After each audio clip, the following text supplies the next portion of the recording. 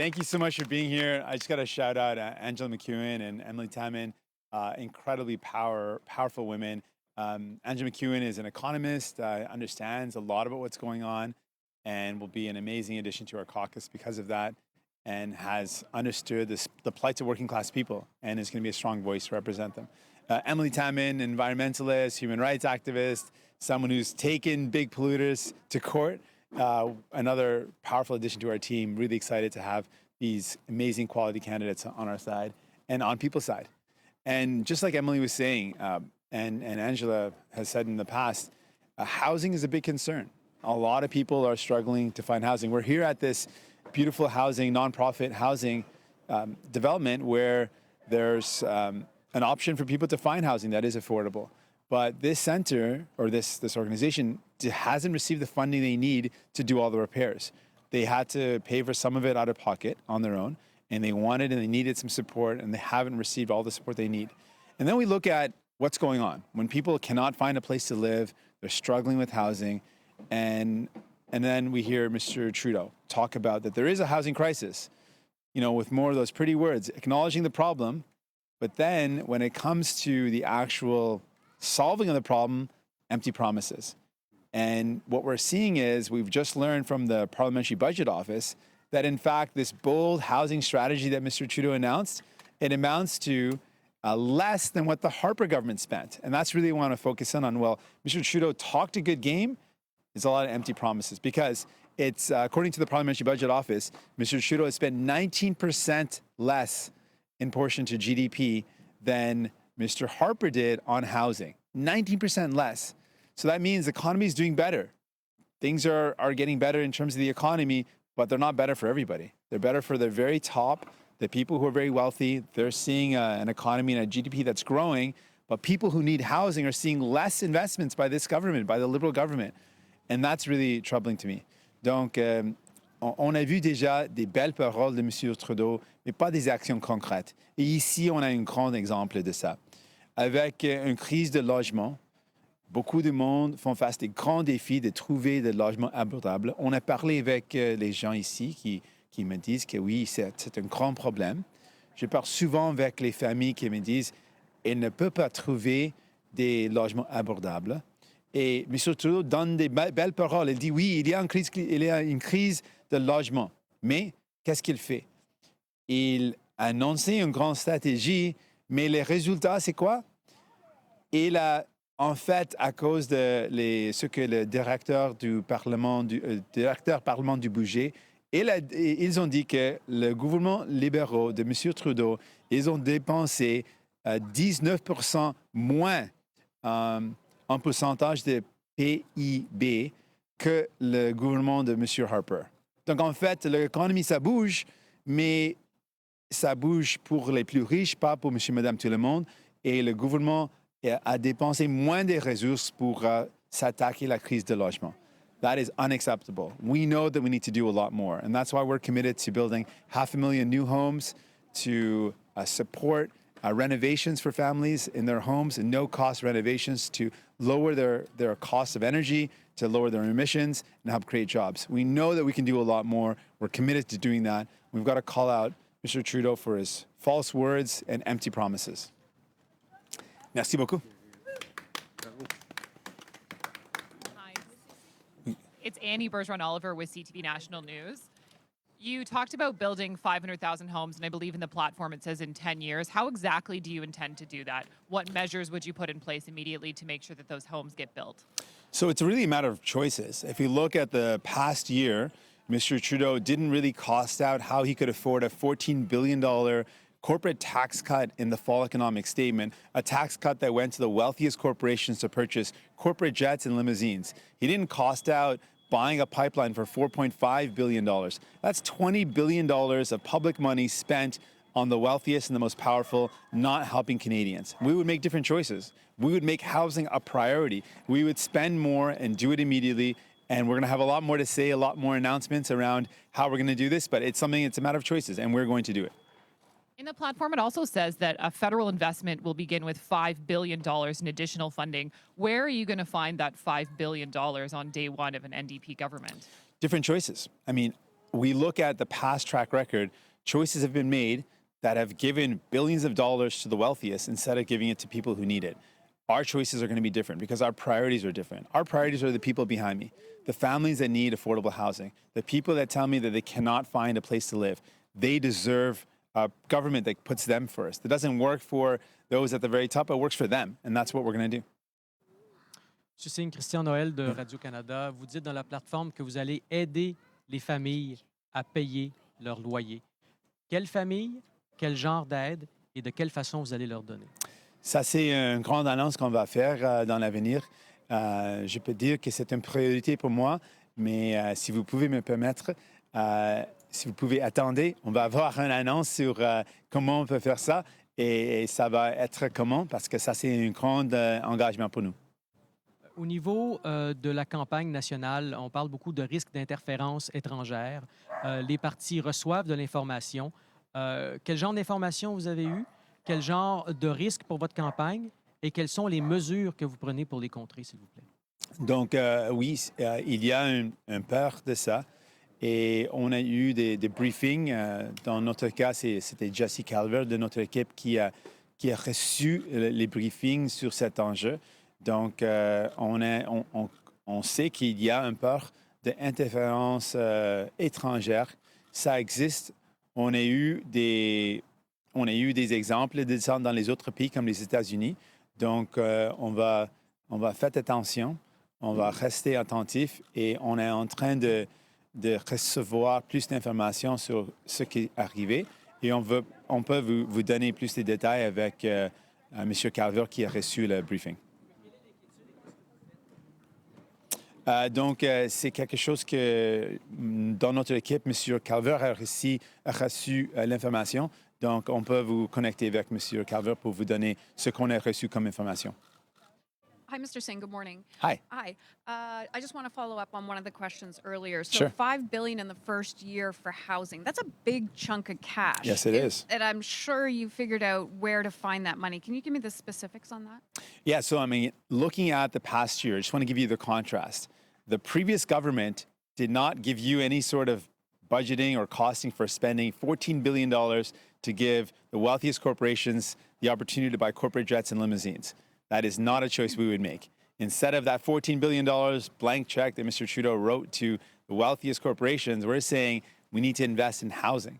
That is a contrast that we have. Instead of buying a pipeline for $4.5 billion, again, not something that Mr. Trudeau costed out, didn't tell people that how he's going to pay for it, went out and did it. When something's a priority, Mr. Trudeau seems to go out and do it, but it hasn't been a priority to make people's lives better. We believe our priority should be investing in people, investing in housing, and that's what we're going to do. I want to ask you about this specific riding, too. This is the second time you've been to this riding. So, are you feeling confident about it? And what specifically still needs to be done to win it? We've got an incredible candidate, so that part is done. And now we've got a campaign that we're going to continue fighting. And we're going to let folks know, and really in this campaign, what's it all about? It's about the fact that we've had governments in Ottawa, conservative and liberal, that have made life easier for the well-connected, have let them get ahead, and people have fallen behind. We want to change that, and we can change that together.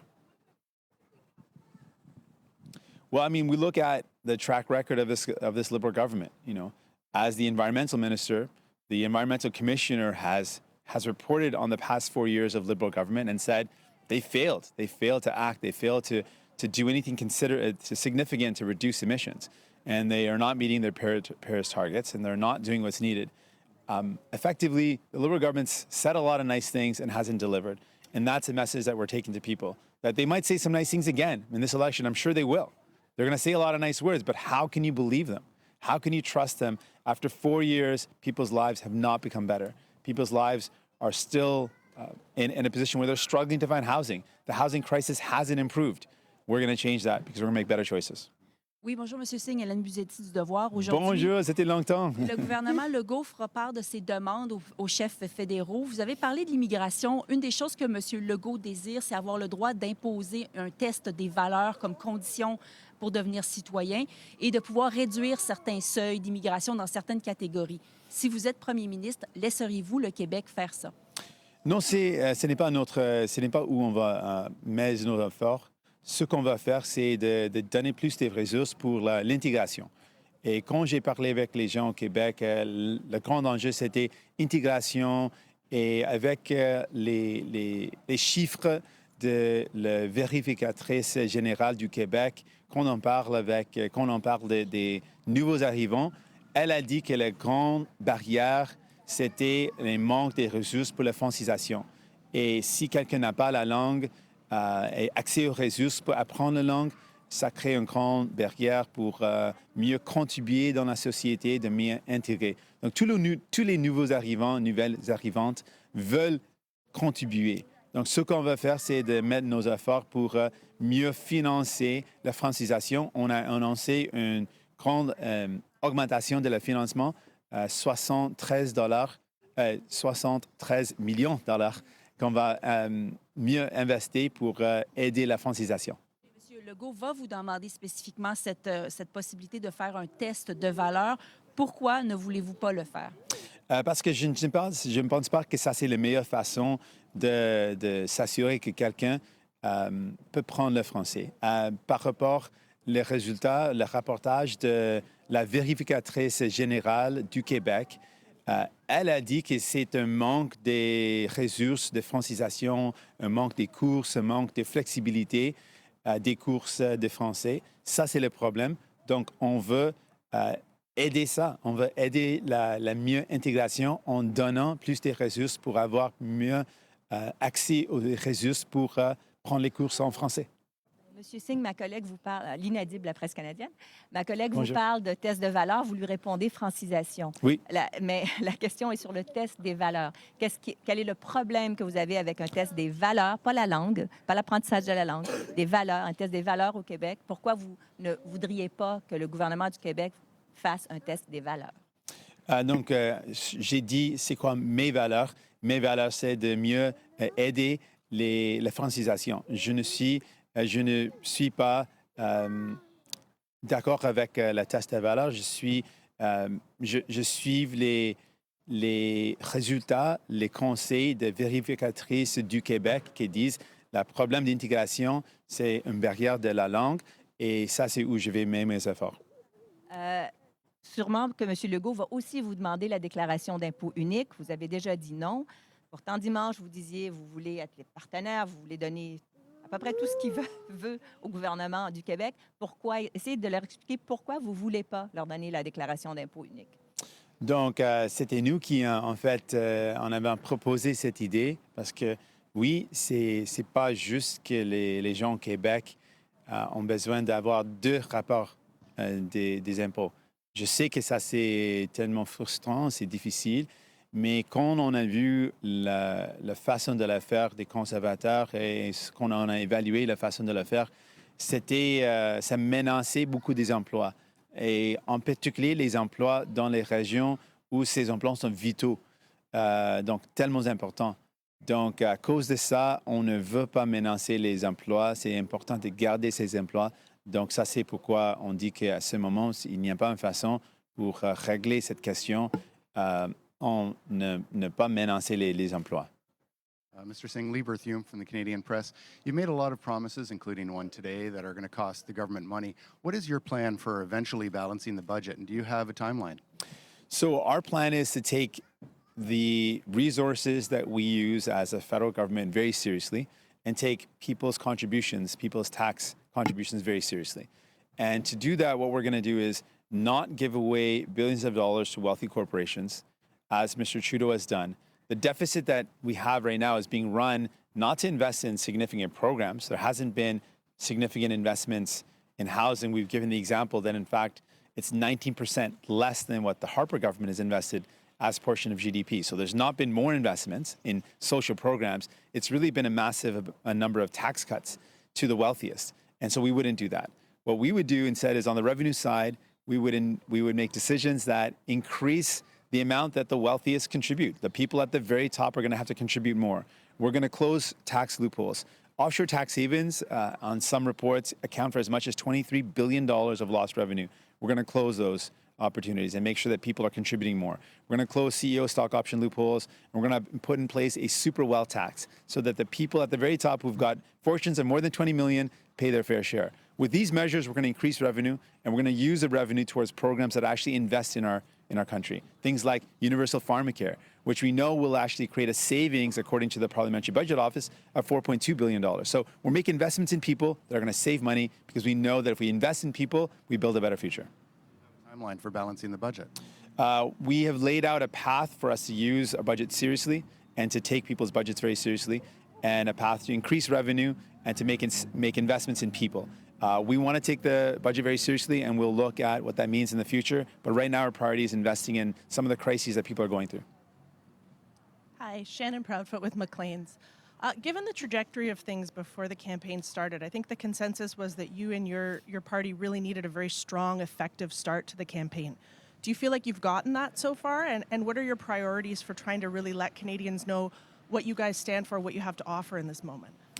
Yeah, I'm really proud of our first week, and mostly because we were able to put forward what people are going through. I've met so many people across this country that are worried about the future, but still have this desire to take care of one another. Canadians really want to take care of each other. And building on that spirit of taking care of each other, we put forward ways to do that, with our commitments to building a healthcare system that covers people from head to toe, with our commitments to make the very wealthiest, the people at the very, very top, contribute more to building these programs that will help lift each other up. These are things that people are saying, you know what, this is what we believe in. I'm excited because people tell me that they're seeing themselves reflected in our campaign. And I'm proud of that. And during the debate, I was able to share the stories of people that I met. And their stories, they told me they feel like no one really listens to them. No one really hears what they're going through. And I wanted those people to know, I do hear you, I care, and I want you to know we're going to use whatever resources we have, whatever platform I have, to share the stories of people that we meet. What would you identify as the most important weak spot for your campaign to shore up over the next 4 or 5 weeks? Well, what this campaign is about is really letting people know that there's a really important choice to be made in this election. And that choice is going down the same path with kind of the old boys club, the Conservatives and Liberals, that really help out their well-connected insider friends, make it easier for multi-billionaires and powerful corporations to get ahead, and people keep on falling behind. And I really want folks to know that we can change that. If we work together, we can build a brighter future, and that means making investments in people, not what Mr. Trudeau did, for example, waiving corporate loans in 1 year to the tune of $6 billion, while he charged students on their debt $3 billion. I want to do things differently and say, let's waive student debt, the 3% or the entire interest on student debt entirely on day one, and make the wealthiest pay their fair share. That difference is what I want folks to know. Good morning, Mr. Singh. I'm morning. Charlie Pinkerton from iPolitics. Hey. I'm going to read something that Elizabeth May said yesterday regarding yourself. She was speaking about Pierre Nantel, and she said, I find it appalling the way he's being attacked. He was recruited to federal politics by Jack Layton. Jack Layton trusted him. I gather Mr. Singh doesn't, but I'd also ask New Democrats who they knew better and whose judgment they trust. Do you have anything to say in response to that? Oh, no, not at all. I mean, my focus is on Mr. Trudeau today. I'm talking about the fact that he made a bold announcement around the housing strategy, but it turns out he's spending 19% less than Mr. Harper if we look at percentage of GDP. That, to me, is appalling. That's what I'm offended by, that a government can say on one hand that there's a housing crisis, but on the other spend less than a Conservative government as percentage of GDP. That, to me, is what we need to focus in on, and how we can make better choices to build a brighter future for people. And just on this riding, the Liberals seem pretty confident in Catherine McKenna. I'm wondering what indicators you have or the party has that show that it's winnable. We had an incredible rally when we launched the campaign office a couple of days ago with Emily Taman. We've got a great candidate. People are let down, I think, when they look at their lives. They say, after 4 years of Mr. Trudeau being in government, is it easier to find housing? Is it easier to pay your bills? Are your cell phone bills more affordable? And people are going to say, no, we're paying the highest cell phone bills in the world, in internet services in the world. And Mr. Trudeau, instead of making things more affordable, met with the telecoms lobbyist more than 875 times. And that really shows his priorities. He's rather help out the lobbyists for the telecom and make life more expensive than make life more affordable for people. We're focused on people, and I'm pretty confident when people look at the options, they see Liberals that want things to stay the way they are, Conservatives are going to cut services, and New Democrats that want to invest in people, they're going to choose us. Mr. Singh, David Battistelli, Omni Television. You answered this in the Quebec context, but in terms of newcomer integration, spending on reducing these barriers to integration nationally? What's your plan? What's the investments you're looking at? Well, I think we benefit a lot when we bring people in from around the world. And one of the things that we need to do better is to make sure the international training and experience that people come with is recognized. And so that's a commitment I want to make, that when people come to this country with so much international training and experience and then can't use that in their fields and they can't contribute back for all of us, but also for themselves, they can't live their best lives because they're not working in the fields that they've trained for. I think we all miss out. And that's where I want to make some serious commitments to helping better connect those talents with the opportunities and recognizing those talents. Thank you. Si on peut revenir à votre annonce d'aujourd'hui, Oui. hier, la mairesse de Montréal a réclamé 12 000 logements abordables. Est-ce que dans votre annonce de, c'est quoi, 500 000, vous avez dit, logements, est-ce que là-dedans, il y a de la place pour 12 000 logements à Montréal? Qu'est-ce que vous répondez à Mme Plante? Oui, donc ce qu'on va faire, c'est vraiment d'investir pour bâtir des logements abordables à travers le Canada. Ça inclut les centres urbains et on va mettre un emphase où on a besoin de logements abordables, où il y a une population et qui a besoin. Mais en fait, on a besoin de faire des investissements à travers le pays. Oui, M. Singh, je voulais revenir sur votre annonce plus tôt cette semaine là, sur les évaluations environnementales et le droit du Québec. Oui. Pouvez-vous clarifier si c'est un droit de veto? Si le Québec décide que non, ça ne passe pas sur son territoire, alors qu'Ottawa avait dit oui, vous respectez la décision finale du Québec? Juste clarifier ça. C'est un Donc, veto? oui, donc pour être tellement clair, si l'évaluation du Québec, le gouvernement du Québec, si l'évaluation québécoise dit non, on ne veut pas aller de l'avant. Si le gouvernement du Québec dit que ce n'est pas acceptable, on va aller de l'avant. Si la population québécoise dit ce n'est pas, on n'a pas l'acceptabilité sociale pour aller de l'avant, on a aller de l'avant. Parce que si on veut vraiment aller de l'avant avec un projet, il faut avoir l'acceptabilité sociale et sans ça, on ne peut pas continuer. Pourquoi ne pas donner ce droit-là aux autres provinces? Je pense par exemple à la Colombie-Britannique avec Trans Mountain qui pourrait dire « Hey, nous aussi, on a de l'inacceptabilité sociale. » Donc, pour le Québec, on a une approche différente et unique et je suis fier de ça. C'est évident que le Québec est différent et il faut avoir une approche unique pour le Québec, donc c'est normal. Mais je peux dire aux autres provinces et territoires, avec un gouvernement néo-démocrate, on jamais impose un projet sur les provinces. Ce n'est pas efficace. On ne peut pas continuer avec un projet s'il y a une grande opposition. Donc, c'est toujours important d'avoir l'acceptabilité sociale. Merci beaucoup. Thank you so much. Really appreciate it. Merci. Thank you, team. Angela.